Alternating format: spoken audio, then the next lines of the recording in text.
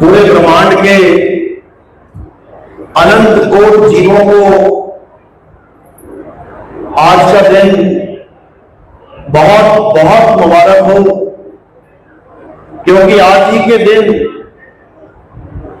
बंदी छोड़ सतगुरु कबीर साहब हम जीवों के लिए इस काल के लोक में, इस मृत्यु लोक में, इस मृत्यु मंडल में, काशी में लहर तारा, वहां पर एक कमल के फूल के ऊपर एक बालक के रूप में प्रकट हुए। लहर तारा झील में जब वो प्रकट हुए तब वहां से नीलू और नीमा एक दंपति का जोड़ा वहां से गुजर रहा था। मुसलमान थे, कोई औलाद नहीं थी, तो कबीर साहब ने जब वहां लीला करी तो उन्हें एक बच्चे की प्राप्ति हुई और उन्होंने उस बच्चे को अपने साथ ले जाके उनका पालन पोषण किया। वही बंदी छोड़ कबीर साहब ये नहीं कि एक ही बार प्रकट हुए, बार बार प्रकट होते हैं, बार बार। किसके लिए? हम जीवों के लिए प्रकट होते हैं, हमें समझाने के लिए प्रकट होते हैं कि ये काल का लोक है मेरे भाई, यहां पता नहीं काल कब अपनी चाल चल दे, तुम्हारे हाथ पल्ले कुछ नहीं रह जाएगा।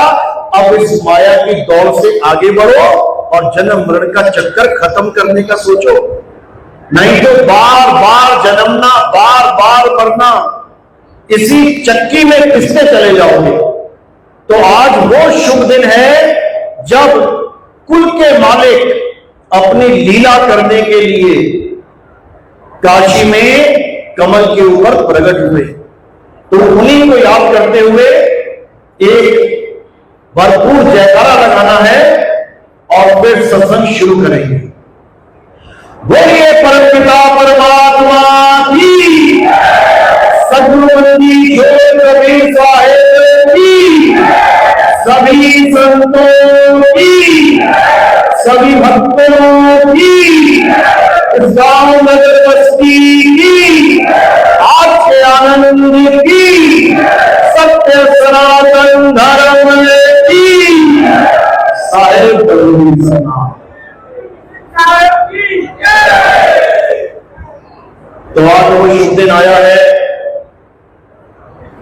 जिसे संतों की भाषा में सतगुरु बंदी छोड़ कबीर प्रगट दिवस कहा जाता है। प्रगट दिवस, ये जन्म दिहाड़ा नहीं है, ये कबीर जयंती नहीं है, ये कबीर प्रगट दिवस है।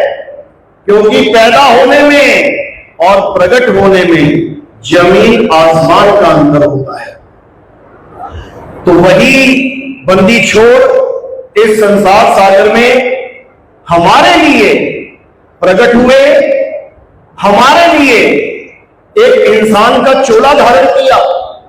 नहीं तो उन्हें किसी इंसान के चोले की जरूरत नहीं है, उन्हें किसी शरीर की जरूरत नहीं है, वो बिना शरीर के ही पूर्ण है। लेकिन हम लोगों के लिए वो इस संसार सागर में एक गुरु के रूप में आते हैं। और जब वो गुरु के रूप में आए तो उन्होंने अपना धर्म यानी कि ज्ञान देना शुरू किया। और जब ज्ञान देना शुरू किया तो मात्र 5 साल की उम्र थी। जब 5 साल की उम्र में वो ज्ञान देने लगे तो बड़े बड़े पंडित, बड़े बड़े मौलवी उनके ज्ञान के आगे धराशायी हो गए। उनके सवालों का ना पंडितों के पास ना मौलवियों के पास कोई जवाब ही नहीं होता था। हार से बचने के लिए वो एक तीर छोड़ते थे। क्या बोलते थे? अरे तेरा गुरु कौन है, ये ज्ञान कहां से लेके आया है। जब ये तीर चलाते थे तो कबीर साहब चुप हो जाते थे, क्योंकि उनका कोई तो बचने के लिए बस एक ही सवाल दागा जाता था, तेरा गुरु कौन है? तो कबीर साहब ने सोचा कि बात ऐसे नहीं बनेगी, अब मुझे गुरु धारण करना ही पड़ेगा। लेकिन उस वक्त जो गुरु थे सबसे मशहूर स्वामी रामानंद जी, वो केवल ऊंची जात वालों को, ब्राह्मणों को ही दीक्षा शिक्षा देते थे। कबीर साहब उनके पास गए कि हमें भी दीक्षा मिल जाए। 7 पर्दे लगा दिए गए कि इसकी शक्ल ना दिखाई दे जाए। दीक्षा देनी तो बहुत दूर की बात है, और उनको बाहर से ही वापस कर दिया गया कि हम नीच जात वालों को दीक्षा नहीं देते। अब करे तो करे क्या, क्योंकि उस वक्त ज्ञान केवल ऊंची जात वाले ही बांटते थे, ब्राह्मण ही बांटते थे। करे तो करे क्या, क्योंकि सब ब्राह्मणों को ही गुरु मान बैठे थे। करे तो करे क्या, तो कबीर साहब ने एक लीला कर डाली। कौन सी लीला? पंचगंगा घाट पे वाराणसी में सुबह सुबह अंधेरे में तड़के 3:30-4 बजे 6 महीने का बालक बनके सीढ़ियों में लेट गए। अब जब गुरुजी आए नहाने के लिए तो क्या हुआ, अंधेरे में राम राम करते जा रहे थे, एकदम पैर सीढ़ी पे जैसे ही नीचे रखा तो कबीर साहब के सिर पे लगा। अब छोटा सा बच्चा 6 महीने का सिर पे पैर लगा तो रोने का नाटक करने लगे, साहिब रोने लगे। अब 6 महीने का बच्चा, वो क्या जाने शूद्र है, राजपूत है, ठाकुर है, बाणिया है, क्या है, उठा के उसको गले से लगा लिया। बोले बेटा रो मत, राम राम बोल। तो जब उन्होंने बोला राम राम बोल, तो कबीर साहब को वही दीक्षा हो गई। उन्होंने उसी राम नाम के मंत्र को दीक्षा ले बना लिया। लेकिन उनको पता था मैं कल को जाऊंगा और बताऊंगा गुरुजी आपने मुझे नाम दिया, तो ये मानेंगे नहीं।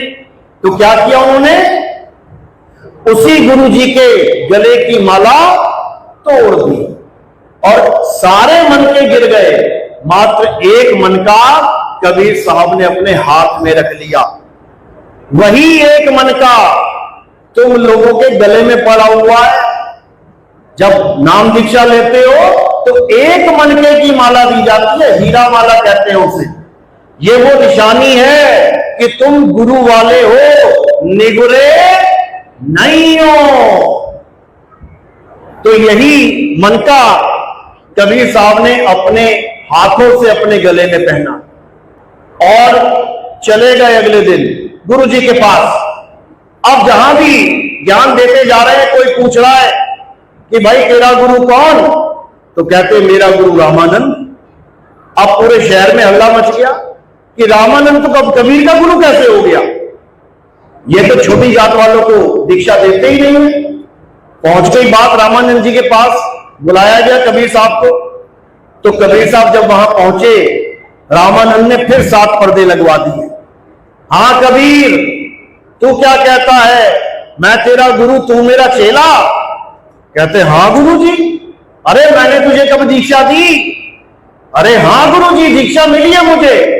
झूठ बोलता है। नहीं गुरुजी, चल तुझसे मैं बाद में निपटता हूं, पहले मैं अपनी पूजा खत्म करके आता हूं। सुबह का समय है, पूजा करते हैं। कैसी पूजा करते हैं? मन में पूजा करते हैं। मन में कन्हैया की, ठाकुर की मूर्ति को कपड़े उतारे, नहलाया धुलाया, कपड़े पहनाए, माला पहनाई और फिर मुकुट लगा दिया। ये उनकी दिनचर्या थी। अब जब लगे पूजा करने, सारा ध्यान कबीर में है। अब ठाकुर की मूर्ति के कपड़े उतारे, नहलाया धुलाया, कपड़े पहनाए, मुकुट पहना दिया। मुकुट पहना के क्या सोच रहे हैं, अरे ये क्या हो गया, हार तो पहनाया ही नहीं।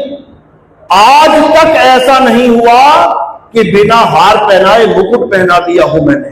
ये मेरी पूजा खंडित कैसे हो गई?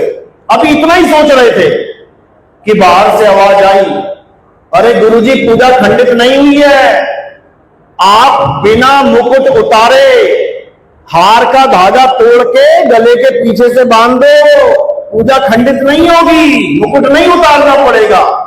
बस इतना कहने की देर थी और रामानंद भागे गए बाहर कि ये कौन है, जो मेरे मन की गति को जानता है, जो मेरे मन के भावों को जान रहा है, जो मेरी मन में पूजा चल रही है उसको जानता है।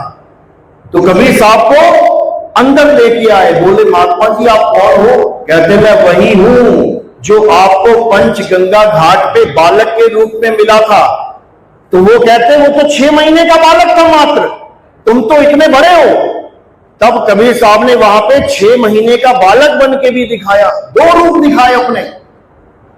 तब गुरु को यकीन हो गया कि ये कोई आम बालक नहीं है, ये जग का तारणहार है। तब कबीर साहब ने अपने गुरु को अच्छे से समझा दिया कि जो ज्ञान मैं दे रहा हूं उसी से जीव का कल्याण होगा। गुरुजी आप भी ज्ञान को समझो। इस दुनिया में एकमात्र कबीर साहब ऐसे गुरु हैं जिन्होंने अपने गुरु तक को ज्ञान दिया है, बाकी सब किसी ना किसी गुरु से ज्ञान लेते ही आए हैं। तो हमें गर्व है कि हम ऐसे गुरु के शिष्य हैं। तो आज उसी गुरु का प्रकट दिवस है। तो जब लीला समाप्त करने का समय आया तो कबीर साहब काशी छोड़ के मगहर जाने लगे। ये प्रचलन में था कि जो काशी में मरेगा उसको जन्नत मिलेगी, स्वर्ग मिलेगा, और जो मगहर में मरेगा उसको दोजख मिलेगी, नरक में जाएगा। तो कबीर साहब ने जाते जाते इस भ्रम को भी तोड़ दिया। वो काशी छोड़ के मगहर पहुंच गए। कहते हैं काशी तज गुरु मगहर आए, दोनों दीन के पीर, और कोई गाड़े कोई अग्नि जलावे, खोज न पाया शरीर, जपोरे मन केवल नाम कबीर। तो कहते हैं काशी छोड़ के मगहर पहुंच गए। अब मगहर पहुंचे 120 साल के थे जब, तो सबको संदेशा भेज दिया भी अब जाने का समय हो गया है, आप अंतिम दर्शन करने आ जाओ। तो सारे चेले पहुंच गए। अब उनके चेले हिंदू भी मुसलमान भी, यहां पर भी हिंदू मुस्लिम सब बैठे हैं। हिंदू हिंदू कौन है? हाथ खड़ा करो। ये सब हिंदू हैं। मुसलमान कौन है? हाथ खड़ा करो। ये लोग मुसलमान हैं। सिख कौन है? हाथ खड़ा करो। ये सिख हैं। ईसाई कौन है? अभी नहीं आए, कोई बात नहीं, आएंगे, सबको आना है। तो कहते हैं वहां पर हिंदू और मुस्लिम यानी राजा बघेल और बिजली खान पठान अपने 60,000 सैनिकों के साथ आए कि गुरुजी शरीर छोड़ेंगे तो इनको हिंदू रीति रिवाज से हम जलाएंगे। और मुसलमान सोचे गुरुजी शरीर छोड़ेंगे तो हम इनको दफनाएंगे। अब वहां पे गया, कबीर साहब ने देखा माहौल गर्म हो रहा भाई, अब क्या किया जाए? तो कहते हैं ठीक है मैं अपनी कुटिया में जा रहा हूं, थोड़ी देर बाद आ जाना और जिसने जैसे संस्कार करना है कर लेना, पर लड़ो मत। तो क्या हुआ? कबीर साहब कुटिया में चले गए, चादर तान के लेट गए। अब आवाज बाहर से आई, आसमान से आवाज क्या आई? खोलो पर्दा, है नहीं मुर्दा, मिथ्या युद्ध कर डाला, ए मूर्ख नादाना, तुमने हमें नहीं पहचाना। जब इतनी आवाज सुनी तो दोनों राजा अंदर भागे। अंदर भागे तो क्या मिला? उसी चादर के नीचे लाश की जगह फूल मिले। जब फूल मिले, अब लाश तो मिली नहीं, अब झगड़ा कौन करे? तो उन्होंने आधे आधे फूल बांट के उसी स्थान पे मंदिर यानी समाधि और मजार ये दोनों बना दिए। आज भी मगहर में ये आपको दोनों मिलेंगे, आप जाओगे आपको मिलेंगे। तो ये वो संत हैं जो इस दुनिया में जाते जाते भी झगड़ा खत्म करके गए, लेकिन हम उन्हीं संतों के नाम पे आज झगड़ते हैं, लड़ते हैं, मरते हैं। ईसा मसीह के नाम पे, बाबा नानक के नाम पे, मोहम्मद साहब के नाम पे, इलियास के नाम पे, संतों के नाम पे झगड़ा कर रहे हैं। ये नहीं समझ रहे हैं कि सबका परमात्मा एक है, सबका मालिक एक है। बोल सभी रहे हैं लेकिन उसको जान नहीं रहे हैं। तो कबीर साहब यहां हमें समझाने आए थे कि वो मालिक है क्या, उसको जानो। तो उसी एक नाम की महिमा, उसी एक नाम की उसी एक नाम की महिमा कबीर साहब बताने आते हैं। कबीर साहब उसी एक नाम की महिमा बताने आते हैं, और वो नाम क्या है जो आप झंडों पे देख रहे हैं। आप झंडों पे देख रहे हैं, क्या देख रहे हैं? सतनाम। कबीर साहब इस संसार में आते हैं सतनाम बताने के लिए, उसकी महिमा समझाने के लिए। तो क्या कह रहे हैं? सतगुरु सोई सतनाम बतावे, और बाकी गुरु कोई काम न आवे। सतगुरु वो है जो तुम्हें सतनाम का भेद बता दे। सतनाम क्या है? सच्चा नाम, परमपिता परमात्मा का सच्चा नाम बताने के लिए कबीर साहब इस संसार में आते हैं। वो कोई राम नाम, या वो कोई अल्लाह नाम, या वो कोई और भगवानों का नाम जपवाने नहीं आते। लोगों ने अज्ञानता में कबीर साहब को भी वही नाम का पुजारी बना दिया कि राम नाम की लूट है, लूट सके तो लूट, और अंत काल पछताएगा जब प्राण जाएंगे छूट। कहते हैं, देखो कबीर साहब कह रहे राम नाम जपना है। बिल्कुल नहीं। कबीर साहब उस राम की बात कर रहे हैं जो राम सबके अंदर रमा हुआ है, जो तुझ में है, मुझ में है, जो सब में विराजमान है। और उस राम का नाम क्या है? आत्म राम। वो आत्म राम है, और उस आत्म राम के ज्ञान को आत्म ज्ञान कहते हैं। ना कि मंदिर मस्जिद में जाने की बात करते हैं कबीर साहब। ठीक है, अगर आप मंदिर मस्जिद जाते भी हो अच्छी बात है, क्योंकि कुछ नहीं से कुछ भला। बच्चा अनपढ़ है, उससे लाख गुना अच्छा है कि दूसरी तीसरी पास कर ले। कम से कम अपना नाम लिखना तो आ जाएगा, अंगूठा छाप तो नहीं कहलाएगा। कम से कम जो दीवारों पे लिखा है, अखबार में लिखा है, पढ़ तो सकता है। खतरे का निशान साथ खतरा लिखा है, पढ़ तो सकता है। लेकिन डॉक्टर नहीं बन सकता, इंजीनियर नहीं बन सकता। दूसरी क्लास पढ़ के कोई सोचे मैं डॉक्टर बन जाऊं, नहीं बन सकता। उसके लिए क्या करना पड़ेगा? उसके लिए पहली दूसरी तीसरी छोड़ के आगे की पढ़ाई पढ़नी पड़ेगी। तो हमारे मंदिर मस्जिद गुरुद्वारे चर्च ये हमारी प्राथमिक पाठशाला है। हमें भगवानों के बारे में, अल्लाह वाहिगुरु गॉड के बारे में इन्हीं मंदिर मस्जिद गुरुद्वारों में जाके पता लगता है। हमें खबर तो हो जाती है कि भगवान है, अल्लाह है, वाहिगुरु है, गॉड है, लेकिन यह समझ में नहीं आता कि वो है तो है कहां। सतगुरु हमें ये बताते हैं कि वो है कहां, उसको ढूंढो, जपो नहीं, जपना नहीं है, ढूंढना है। वो तभी मिलेगा। कहते हैं परमात्मा मिल जाए बस काम बन जाए। अरे मिल जाए तो पहले ढूंढो तो सही।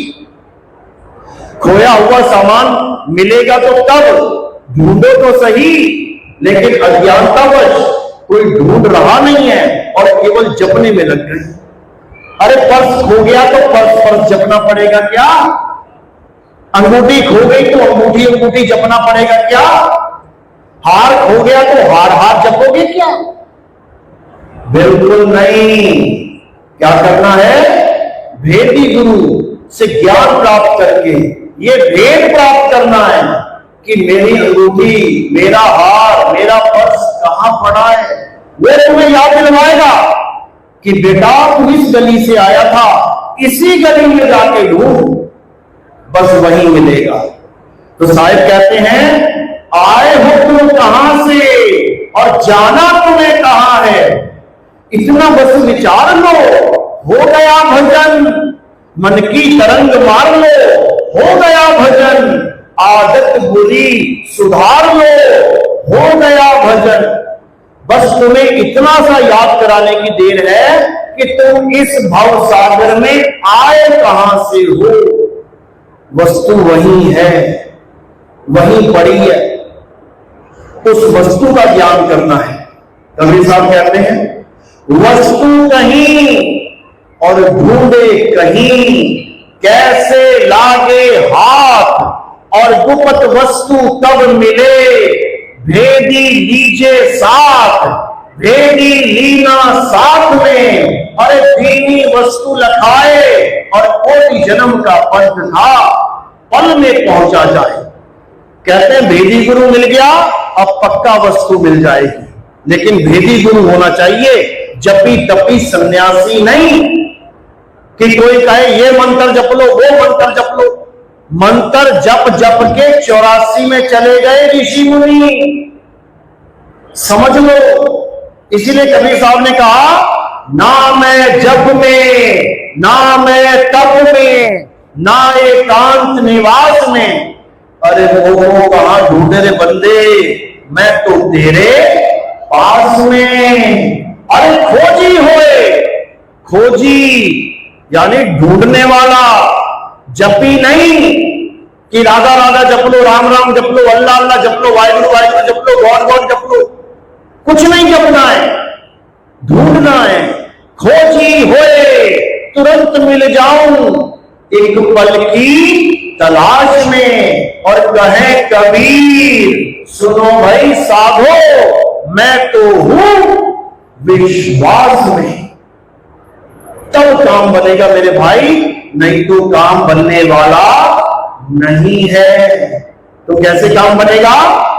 जब हमें शब्द भेदी गुरु मिलेगा, शब्द जपाने वाला गुरु नहीं, शब्द की महिमा गुनगाने वाला गुरु मिलेगा, शब्द का सत्य स्वरूप लखाने वाला गुरु मिलेगा, तब काम बनेगा। तो कबीर साहब समझा रहे हैं कि शब्द हमारा, तू शब्द का, अरे सुन मत जा सरक, और जो चाहे निज रूप को तो शब्द ही ले फरक। कहते हैं अगर तू अपने निज स्वरूप को प्राप्त करना चाहता है तो ऐसा गुरु धारण कर ले जो तुझे शब्द का भेद समझा दे, यानी तेरे ही सत्य स्वरूप का भेद तुझे बता दे, तब तेरा कल्याण होगा, नहीं तो नहीं होगा। क्योंकि सार शब्द हमारा स्वरूप है, मंत्र जंतर नहीं है जो इंसानों ने बना डाले हैं। साहिब समझा रहे हैं तंत्र मंत्र सब झूठ है, अरे इनमें ना उलझे कोई, और सारे शब्द जाने बिना काका हंस ना होए। कहते हैं सार शब्द यानी तुम्हारा सत्य स्वरूप जाने बिना तुम्हारा ये जन्म मरण का रोग कटने वाला नहीं है। चाहे तुम किसी बाबा के पास चले जाना, चाहे उसके लाखों करोड़ों शिष्य क्यों ना हो, अगर उससे तुम्हें कोई मंत्र जंतर पकड़ा दिया तो मेरे भाई मुक्ति होने वाली नहीं है। इसीलिए साहिब समझा रहे हैं एक नाम को जान के, अरे दूजा दे बहा, चंचल से निचल भया और नहीं आवे नहीं जा। कहते हैं एक नाम को जान के, कौन से नाम को? सत्य नाम को। एक नाम को जान के दूजा दे बहा। अब बहाना कौन सा नाम है? ये जितने भी नाम इंसानों ने बना डाले हैं, हजारों लाखों करोड़ों नाम इस इंसान ने बना डाले हैं, उसी नामों को पकड़ के बैठ गया है। लेकिन कबीर साहब क्या कर रहे हैं? उन नामों को बहा दे, तब कल्याण होगा। चाहे करोड़ों नाम क्यों ना हो, बहा दे। अरे कोटि नाम संसार में, इनसे मुक्ति ना होए, और गुप्त नाम सतपुरुष का बूझे बिरला कोई। वो सत्य पुरुष का गुप्त नाम, उससे होगा तुम्हारा कल्याण। लेकिन हमें नहीं पता, इसलिए जो कोई गुरु पकड़ा देता है लेके बैठ जाते हैं। अब नहीं, अब जाग जाना है, बहुत सो लिए, अरे मैं कहता हूं जागत रहियो और तू जाता है सोई रे, और तेरा मेरा मनवा कैसे एक होई रे। मैं कह रहा हूं जागत रहना और तू सो जाता है गफलत की नींद में। जागने का मतलब ये नहीं कि तुम आंखें खोल के जागते रहना रात भर।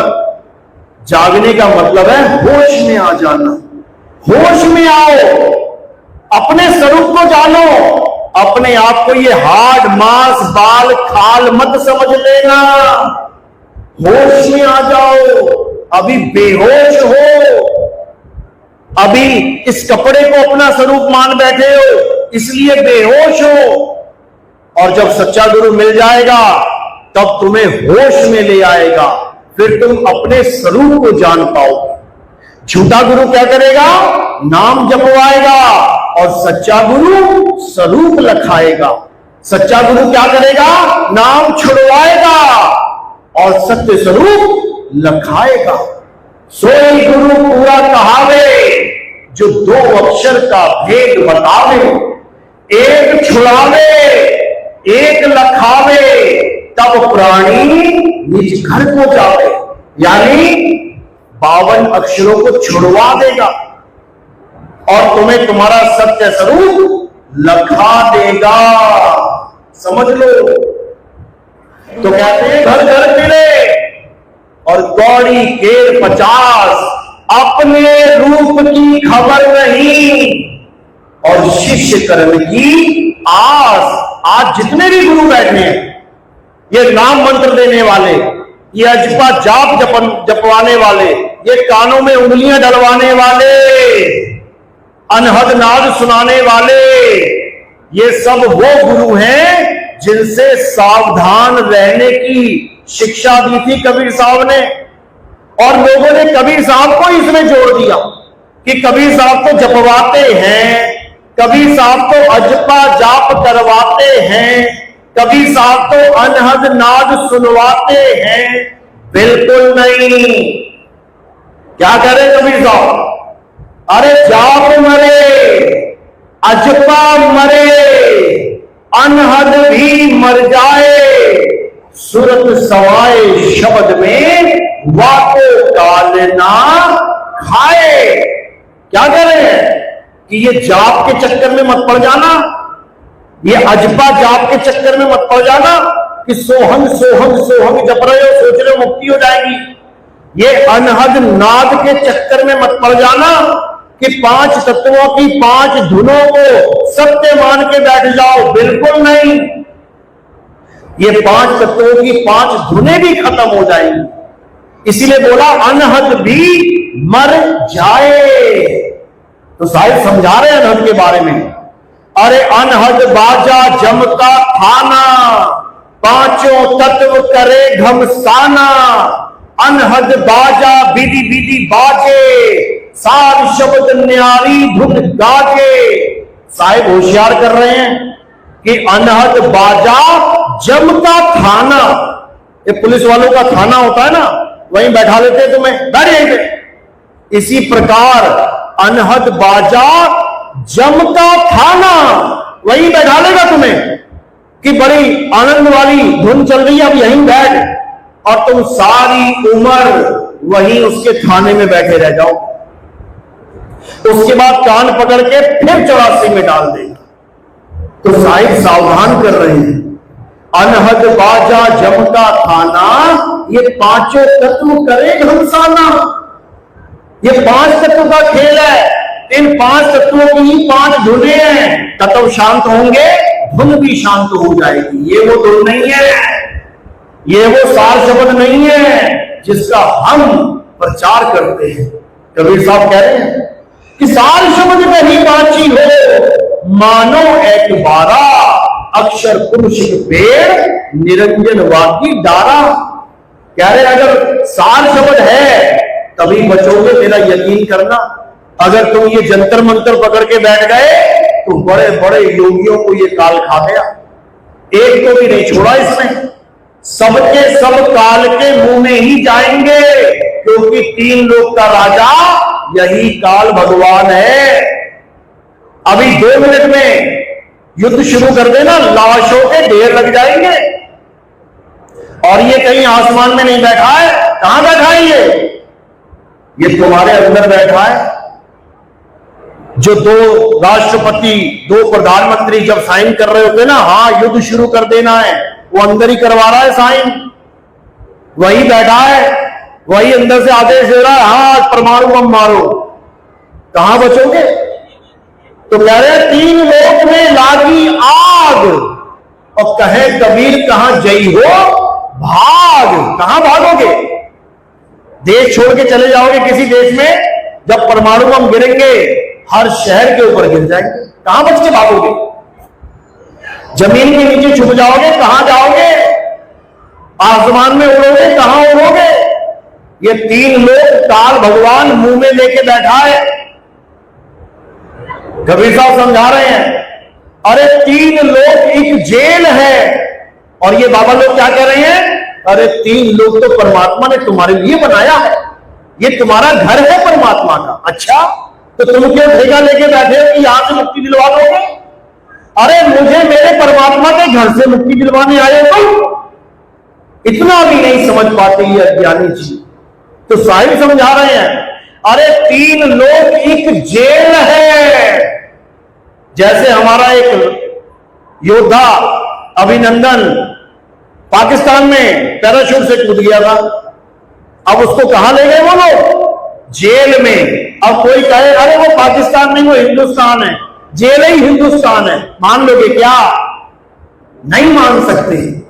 तो कह रहे 3 लोग एक जेल है, और पाप पुण्य 2 जाल, सारा जग भोजन बना और खाने वाला काल। अभी तुम्हें नहीं पता ये काल भगवान क्या है। बड़े बड़े ऋषि, बड़े बड़े महर्षि, बड़े बड़े भगवानों को इसने गर्भ में उल्टा लटका दिया।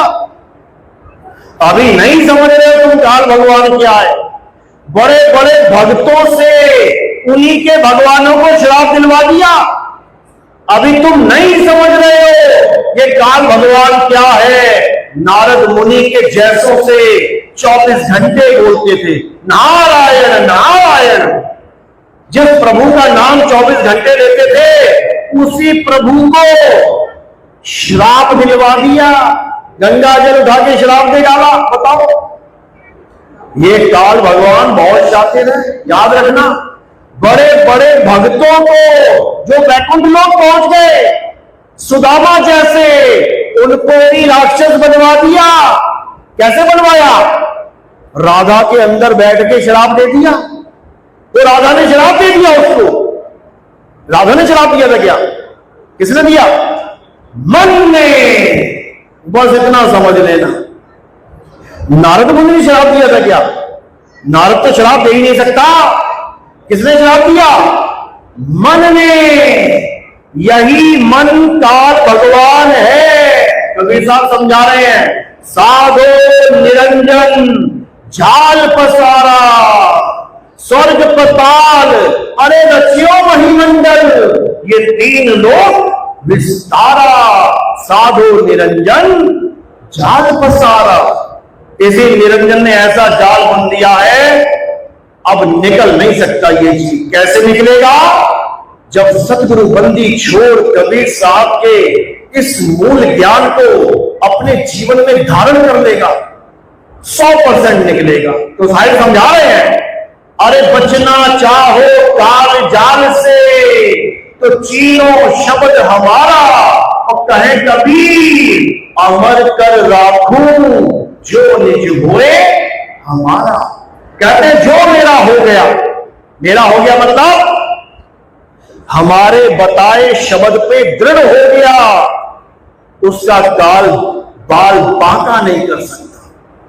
कहते हैं सार शब्द आए जही विधि हाथा, तेही विधि काल नवावे माथा।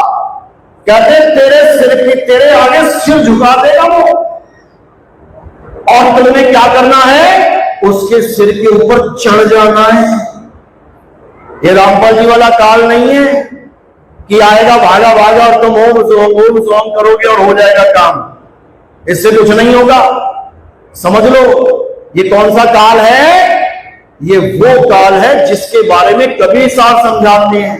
अरे देव निरंजन सकल शरीरा और तामे भ्रम भ्रम रहन कबीरा। ये वो वाला काल है, हर इंसान के पास अपना काल विराजमान है, सबके पास काल है, अपना अपना काल लेके घूम रहे हैं सारे। अब इसी काल के सिर पे पैर रख देना है।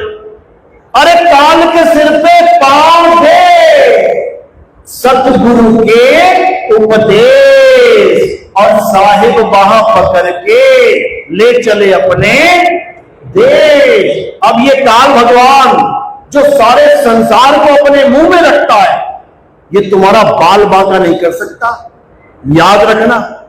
ये तुम्हें मार नहीं सकता। क्यों? क्योंकि तुम शरीर हो ही नहीं। तुम क्या हो? तुम आत्मा हो।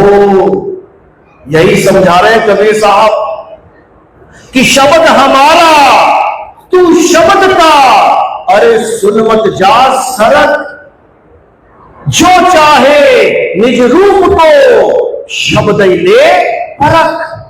अगर अपने आप को जानना चाहता है कि तू आखिर है क्या, तो शब्द भेदी गुरु को ढूंढ।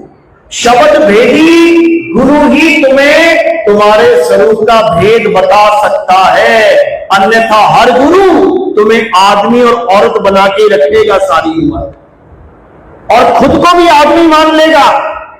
अपनी फोटो की अगरबत्तियां करवाएगा, अपनी फोटो की धूप करवाएगा, दिया जलवाएगा। क्यों? क्योंकि वो सोच रहा है ये उसका रूप है। क्यों? क्योंकि अपने रूप को जानता ही नहीं है, अपने आत्म स्वरूप को जानता ही नहीं है। इस हड्डी मांस खाल बाल को अपना रूप मान के उसकी पूजा करवा रहा है, अपना भी जन्म बर्बाद कर रहा है और लाखों चेलों का भी। अब कहां जाएगा? अभी कहां बैठा है? अभी अपने अपने आश्रमों में बैठा है, खा रहा है, पी रहा है, मजे कर रहा है। लाखों चेले हैं, लाखों करोड़ों रुपया दे रहे हैं, कहीं जाने की जरूरत ही नहीं है। अजगर की तरह पड़ा हुआ है, मजे कर रहा है। अब अजगर की तरह पड़ा हुआ है तो क्या बनेगा? अजगर ही बनेगा। तो साहिब समझा रहे हैं, अरे झूठा गुरु अजगर बना और लख 84 जाए और सारी संगत चींटी बनी, तोड़ तोड़ के खाए। ये जो इंसान जन्म उसने बर्बाद किया है, इतना आसान नहीं है इसका हिसाब देना। अरे एक डॉक्टर गलत दवाई दे दे, इंजेक्शन रिएक्शन कर जाए, अरे तो उसे जान बचानी मुश्किल हो जाती है। यहां तो लाखों लोगों की जानें बर्बाद कर दी। ये जो एक मौका मिला था इंसान जन्म का, ये मौका बर्बाद करवा दिया। अब इसका हिसाब किताब होगा, याद रखना।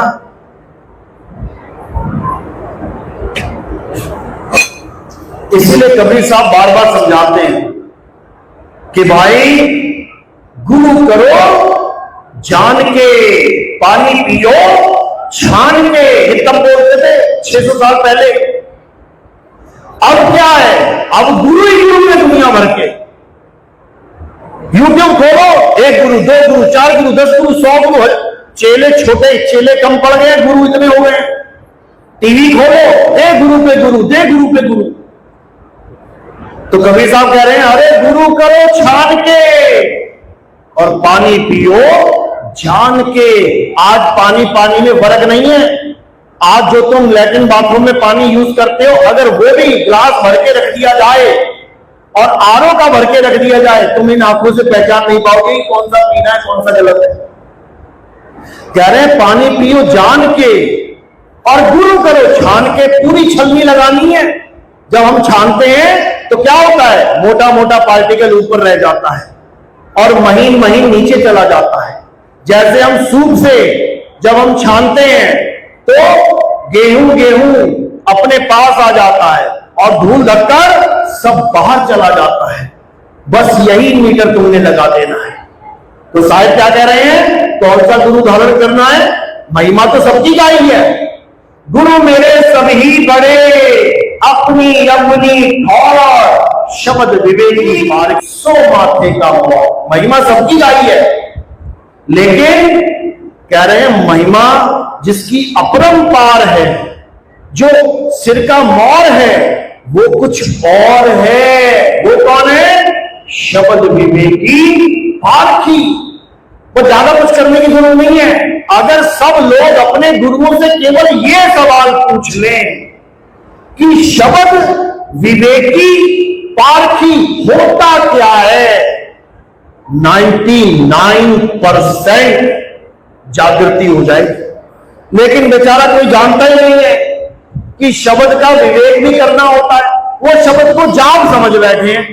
गुरु ने दे दिया, जप ले ओम ओम, ले लिया ओम ओम। गुरु ने कहा जपले राम राम, ले लिया राम राम। गुरु ने कहा जपले वाहिगुरु वाहिगुरु, ले लिया वाहिगुरु वाहिगुरु। गुरु ने कहा जपले अल्लाह अल्लाह, ले लिया अल्लाह अल्लाह। यानी विवेक नहीं लगाया कि जो नाम मुझे मिल रहा है वो असली नाम है भी या नहीं, उससे मेरा कल्याण होगा भी या नहीं। समझो, तो इसलिए कबीर साहब दोनों नामों का भेद समझा रहे हैं कि कौन सा नाम असली, कौन सा नकली। पहले नकली को समझ लेते हैं। नकली का मतलब होता है मैन मेड, प्राकृतिक नहीं है वो। जैसे कोई झरना है, एक झरना प्राकृतिक है और एक आदमी ने बना दिया। जो आदमी ने बनाया है, तुम वहां जाओगे पता क्या कहोगे? अरे बनाया हुआ लग रहा है ये तो, ये प्राकृतिक नहीं है, मजा नहीं आया यहां पे। एक है प्राकृतिक और एक है बनावटी। तो नाम भी दो हैं, एक है प्राकृतिक यानी अपने से है, और एक है बनाया हुआ। किसने बनाया? इंसानों ने बनाया। किससे बनाया? अक्षरों से बनाया। समझो, अक्षर कैसे बने? जीभ से बनाए, होठ से बनाए, कंठ से बनाए। तो कबीर साहब समझा रहे हैं कि 52 अक्षर जीव आधारा, आदि अक्षर जीव से न्यारा। दिया मालिक ने कि दोनों का विवेक कर लो। शब्द विवेकी पारखी यही विवेक देता है। एक मैनमेड नाम और एक परमात्मा का स्वयं से सिद्ध नाम। तो क्या कह रहे हैं? 52 अक्षर जीव आधारा। आज अगर जीव काट दी जाए सबकी तो सारे नाम खत्म। कौन बोलेगा नाम? ये सारे नाम जीव से ही बोले जा रहे हैं। तो कबीर साहब समझा रहे हैं, होठ कंठ लागे नहीं, अरे जीव्या नहीं उच्चार, और गुप्त वस्तु जो लखे सो निज हंस हमार।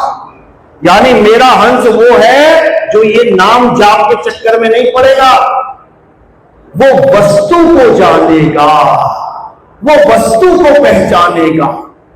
साहिब वस्तु की बात कर रहे हैं, लेकिन अज्ञानी जीव इसी मंत्रों को साधते रह जाते हैं। मंत्रों को साधने से क्या होता है? रिद्धियां सिद्धियां मिल जाती हैं, फिर फंस गए जाल में। अरे रिद्धियां सिद्धियां भी नहीं चाहिए, क्या चाहिए? अपना आत्म स्वरूप चाहिए। रिद्धियां सिद्धियां आ गए तो एक दूसरे के सिर फोड़ते फिरोगे, माथे फोड़ते फिरोगे एक दूसरे के। समझ लो, ये जितने भी युद्ध हो रहे हैं ये रिद्धियां सिद्धियों के युद्ध हैं। ये जितने भी युद्ध हो रहे हैं ये सब असलहों के युद्ध हैं। मेरे पास AK-47 है, अच्छा मेरे पास AK-56 है, आजा फिर। मेरे पास हाइड्रोजन बम है, अच्छा मेरे पास एटम बम है, आजा फिर। ये सब रिद्धियां सिद्धियां ही हैं। इनसे परे होना है, अपने आत्म स्वरूप को जानना है कि मैं क्या हूं। जिस दिन तुम्हें यह समझ में आ गई मैं क्या हूं, उस दिन तुम्हें समझ में आ जाएगा कि वो क्या है। क्योंकि जो तू सो हम, इसी को सिखों ने यहोवा बोला है, ईसाइयों ने, यहूदियों ने। इसी को मुसलमानों ने अनल हक बोला है। इसी को हिंदुओं ने अहम ब्रह्मस्मि बोला है। इसी को सब संतों ने अपना सत्य स्वरूप बोला है। इसी को ईसा मसीह ने I and my father are one बोला है।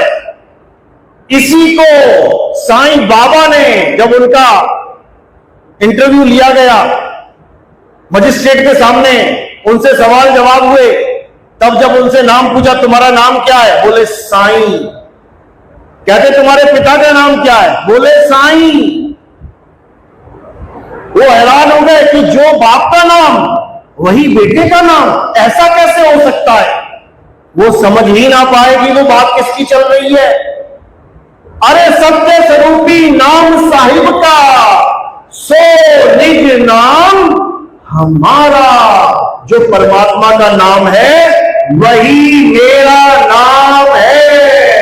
तो परमात्मा का क्या नाम है, परमात्मा का नाम सत्य नाम है। और मेरा नाम भी सत्य नाम है।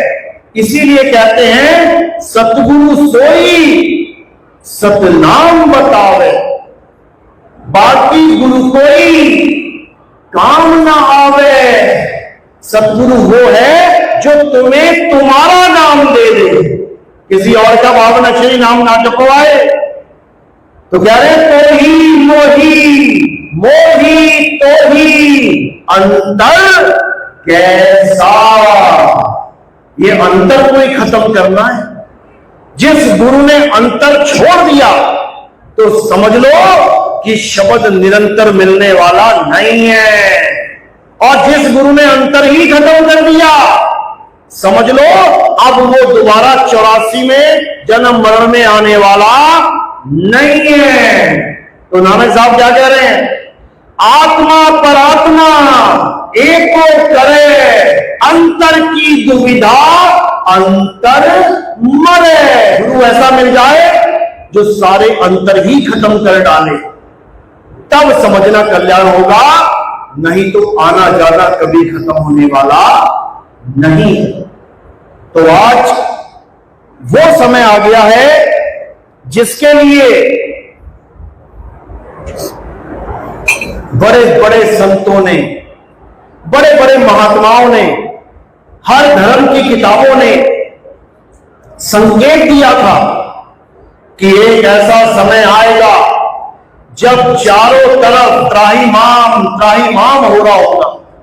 जब चारों तरफ इतना झगड़ा, इतने युद्ध, इतने भूकंप, इतनी मारकाट, इतनी बीमारियां फैल गई होंगी, तब एक ऐसा ज्ञान उदय होगा। और कहां होगा, अमेरिका में, जर्मनी में, जापान में, कहां होगा,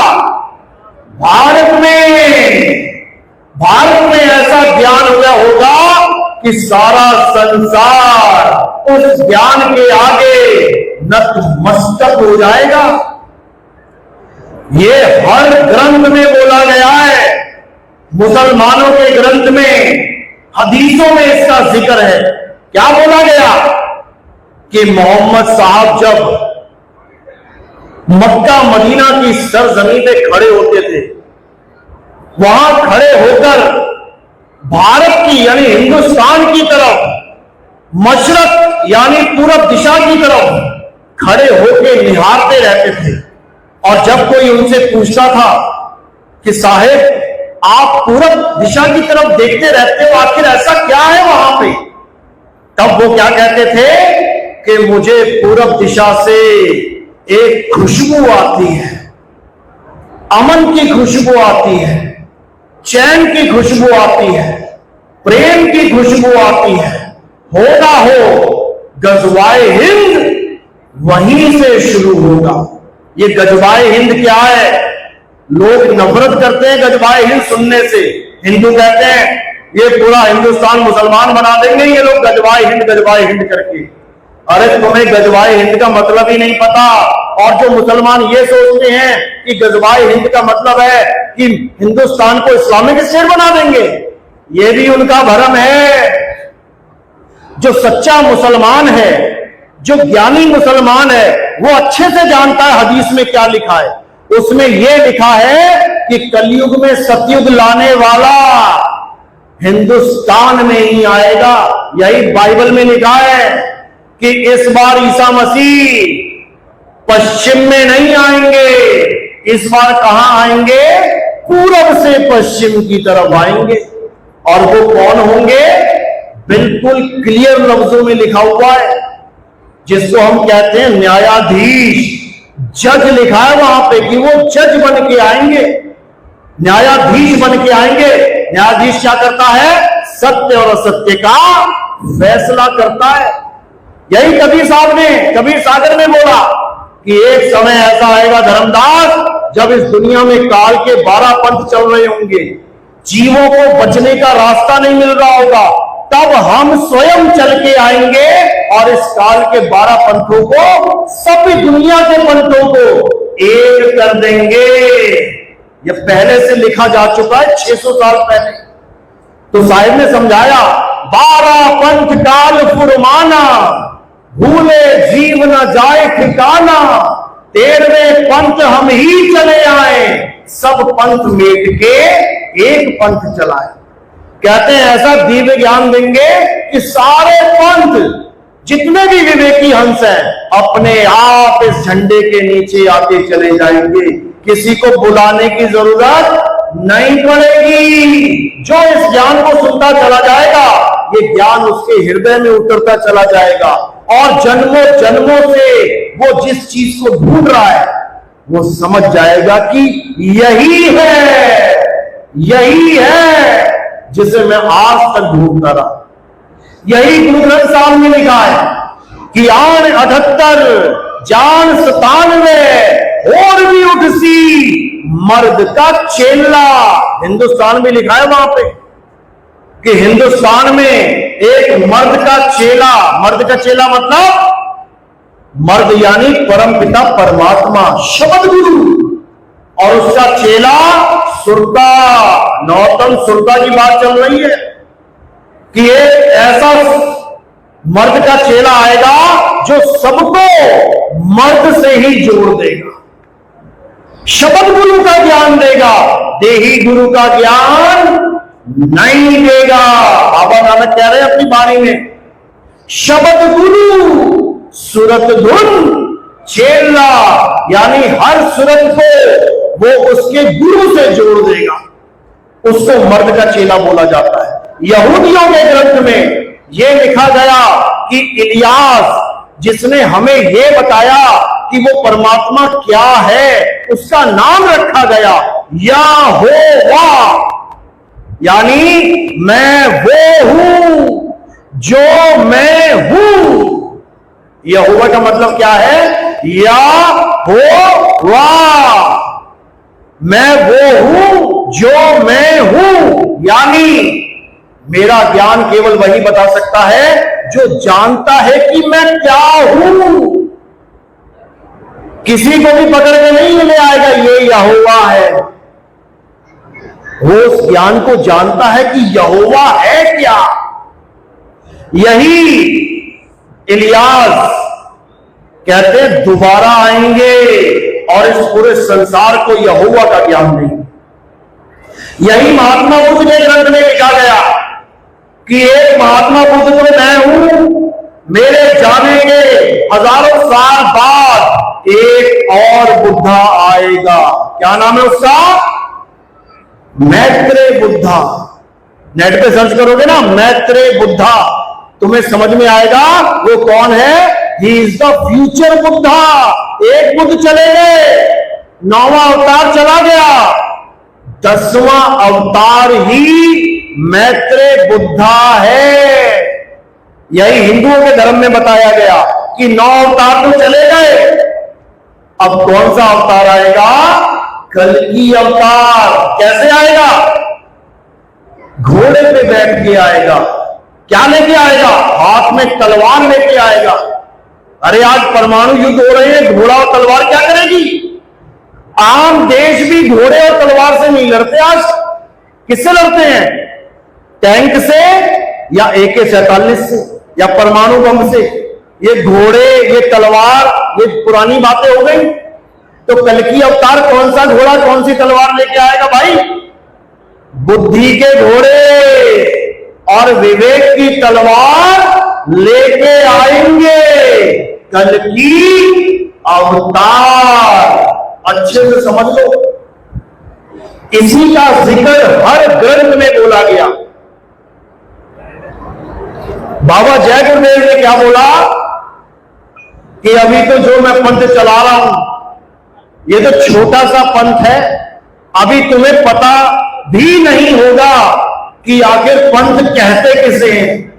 जब वो आएगा जिसका एक नाम, एक भाषा, एक झंडा होगा, तब तुम जान पाओगे पंथ कहते किसे हैं, प्रचार कहते किसे हैं। क्या बाबा जय गुरुदेव एक नाम देते थे?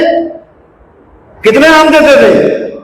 5। कौन कौन जय गुरुदेव वाले हाथ खड़ा करो। एक नाम देते थे, 5। और किसकी महिमा गाते गए? उसका एक नाम होगा, एक भाषा होगी, एक झंडा होगा, उसकी महिमा गाते गए। बाबा जय गुरुदेव को जो नाम प्राप्त हुए थे, 5 धुनें कहां से आती थी? कान बंद करके अंदर से आती थी। लेकिन उन्होंने 1980 में अपनी पत्रिका में, अपने सत्संगों में क्या बोला कि आने वाला महात्मा जिसे ऊपर से आवाज आएगी वो फिर उसको बताएंगे, अंदर वाली आवाज को नहीं। वो फिर उसको बताएंगे, फिर तुम्हारा बेड़ा पार उसी नाम से होगा। इन 5 नामों से, बाबा जय गुरुदेव नाम से नहीं। इतना स्पष्ट बोलने वाला संत मैंने अपने जीवन में नहीं देखा, जो अपने जाने से पहले ये तक बोल गए कि कोई भी गुरु मेरे पंथ में इस गद्दी पे नहीं बैठेगा।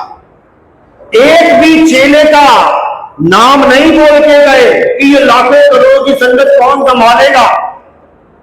क्या किसी का नाम बोला उन्होंने? हाथ खड़े करो जय गुरुदेव वाले, किसी का नाम बोला नहीं। लेकिन आज ये सारे उसी माल खजाने के पीछे गुरु बन के बैठे हैं। अगर बाबा जय गुरुदेव ये खजाना छोड़ के ना जाते, केवल एक झोपड़ी में रह के चले जाते, कोई बैठता गद्दी पे जाते।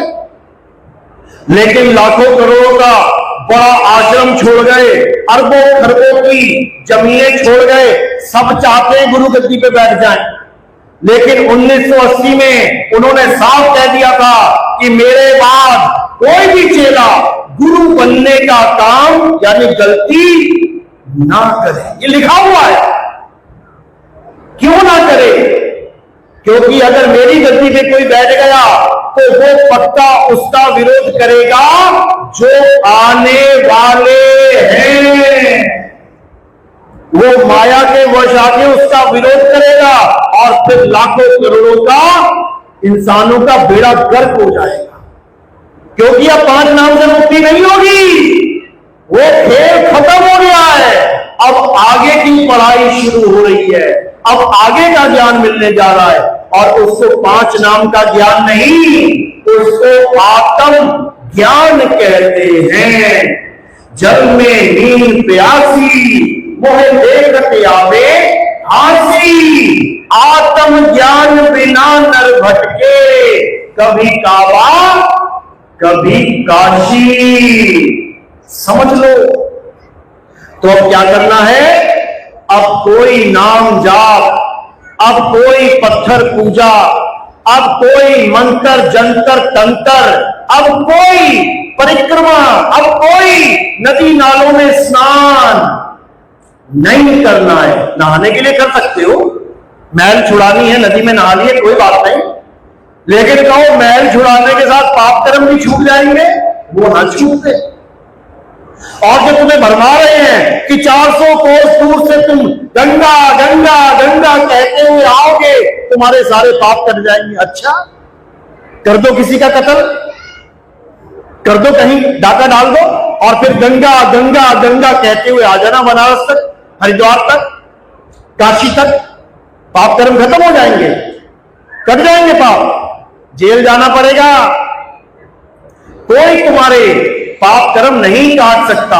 अरे गंगा को खुद श्राप लगा है, तब तो इस धरती पे आई है। इतिहास पढ़ के देखो, श्रापित है तभी धरती पे आना पड़ा।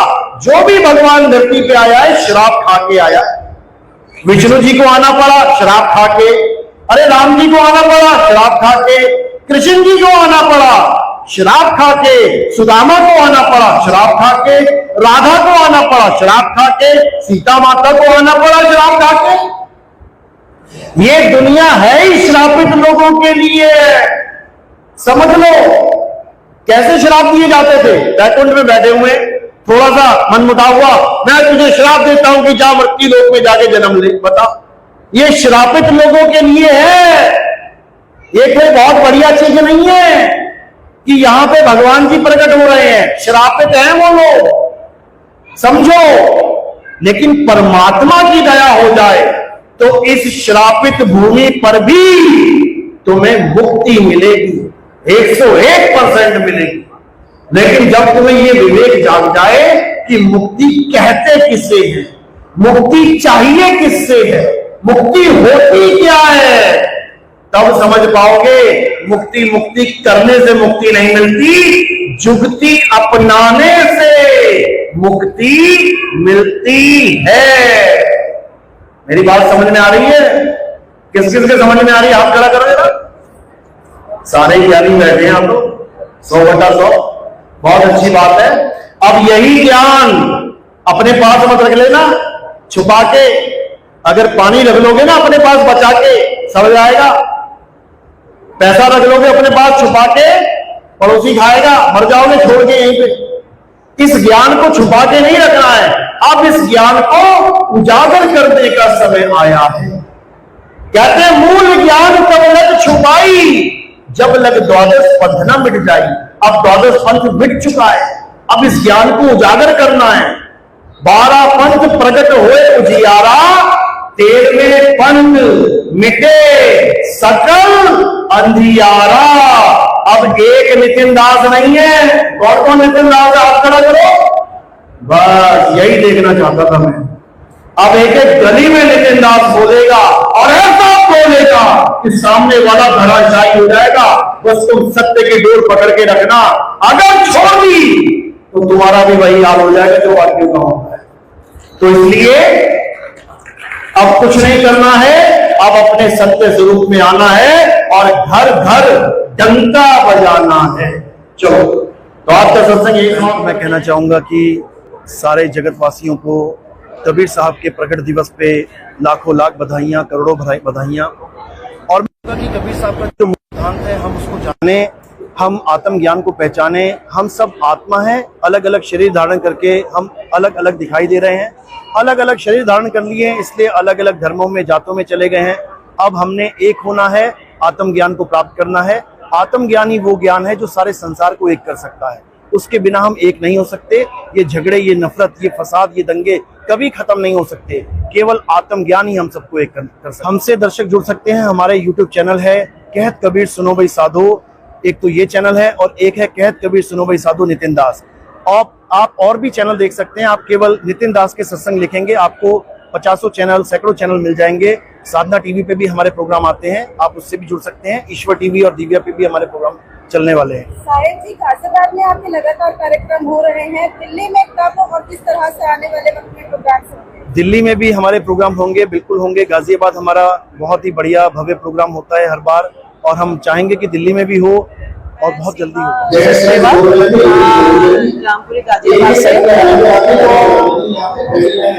और जो है मैं यहाँ पे पिछले 20-50 साल से मैं अपने यहाँ इस पद से जुड़ी हूँ। ज्ञान जो है ये वो एक सच्चा ज्ञान है, और यहाँ यही ज्ञान जो है परमात्मा से सीधा मिलाने वाला ज्ञान है कि हम इस ज्ञान के द्वारा ही परमात्मा से मिल सकेंगे। खुद को जानना ही खुदा को जानता है। हम जब तक खुद को नहीं जानेंगे हम खुदा को नहीं जान सकते।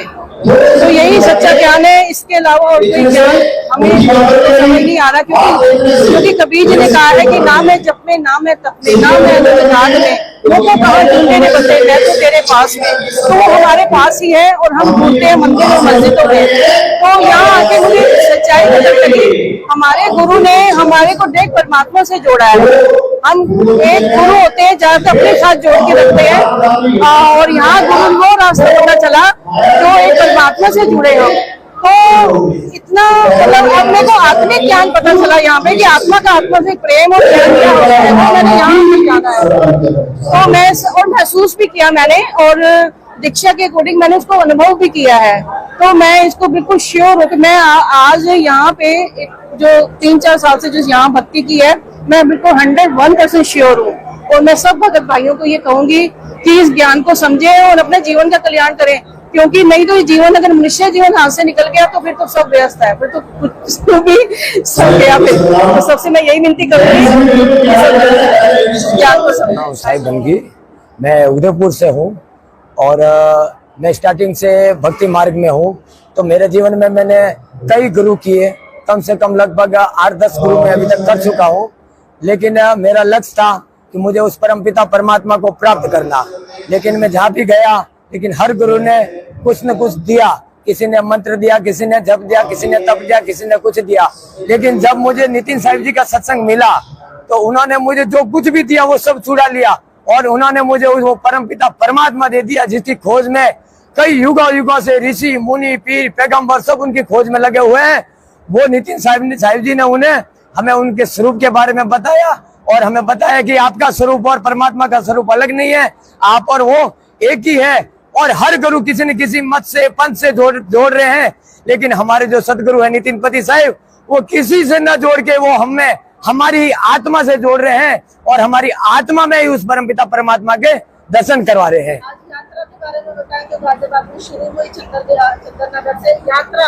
हाँ जी, यात्रा हमारी यहाँ से शुरू हुई आज चंदननगर होके, और कम से कम 5 किलोमीटर हमारी यात्रा चली, और वहां से हम यात्रा निकाल के वापस हमारे यहाँ पे मंच तक आए, और यहाँ पे आके हमने हमारा सत्संग प्रारंभ हुआ। और भी सत्संग, और ये मेरे भाई हैं, ये हमारे कुलीग हैं। तो गुरु जी के सत्संग में हम आते रहते हैं, यहाँ पे जुड़ के आत्मा को अच्छी शांति मिलती है। हम जब इस दुनिया में आए हैं, हमें जाना कहाँ पर है, हमें ये पता चलता है गुरु जी के शरण में आके